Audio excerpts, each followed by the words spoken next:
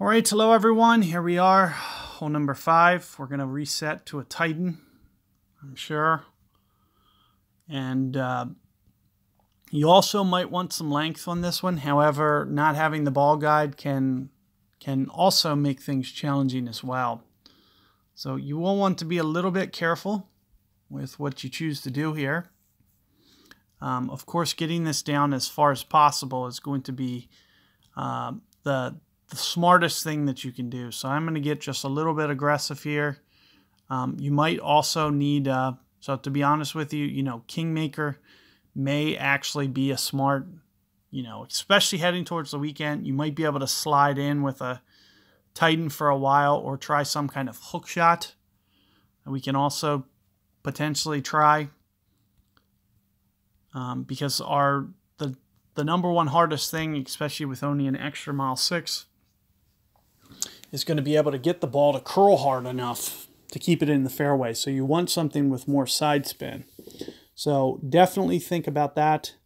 But also keep in mind that, we should be able to hit some kind of hook shot as well. If you can just, concentrate on doing that on a consistent basis with your timing, should give us a good chance. I expect it to land somewhere up there, like towards the top of that fairway, almost get, 6 rings down in this case with this wind.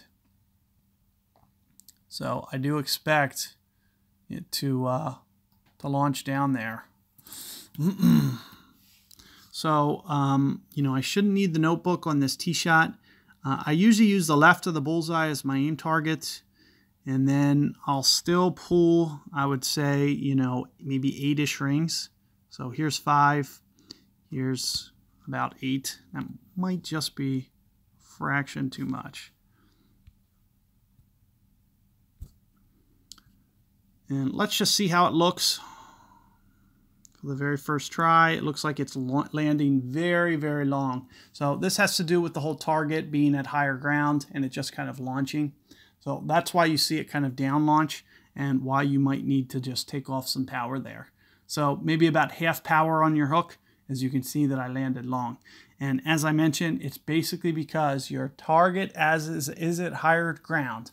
And then once the ball launches, it lands way lower.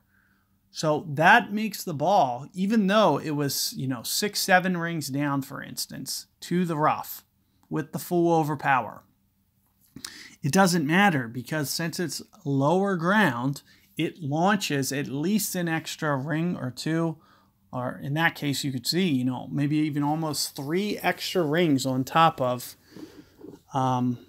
it's because it's considerably lower ground that the ball is going to. So, that's something that's very challenging to consider. What I'm going to do for you guys, is just put it out here. This is more or less where it will land if you pull off that hook shot, which it looks like my land zone was good. I just needed to, I really just needed the drive to land shorter because you could see that it was going straight at that fairway. It was essentially perfect aim, but it just landed too long. So you can do a couple things. You can take a Thor's hammer, which will land shorter, or you could similarly probably use just less power. I could have gone half power there, and it should have launched right into the center of the fairway and then ricocheted over and got into essentially where I just laid up to. So I did this so I can still show you this, guys, the guide for what to do, especially as you can start to master.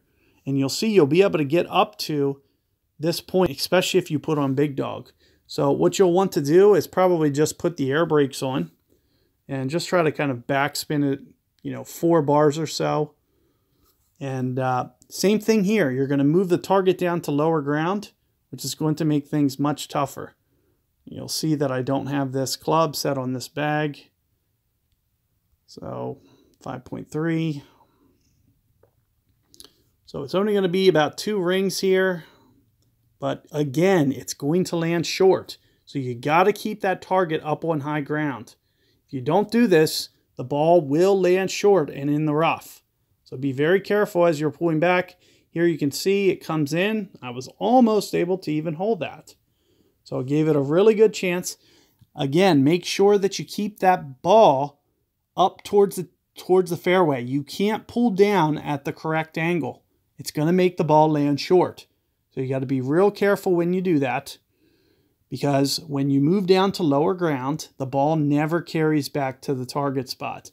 So that was the first time that I actually all day even remembered that concept on this hole. But you'll see it come into play on 1, 5, 3, 4, and 5. So you'll see that you're moving the target to kind of a different ground level. So you'll want to be very careful with the way that you pull to make sure that you're accounting for everything that needs to be accounted for. So just make sure when you pull back on that adjustment that you keep your rings on higher ground. So you can either adjust the rings and then pull up, say, a ring or two, or you can just pull at a slight angle like I just did. So you could see when I did that aim, if you want to go back and watch it, I pulled at an angle to where it wasn't pulling down the hill in the direction of the wind. It was pulling more sideways and just kind of keeping that overall distance intact. So you'll need to remember that because it will land short on you. So good luck with that hole. I'll catch you guys on hole 6 coming up.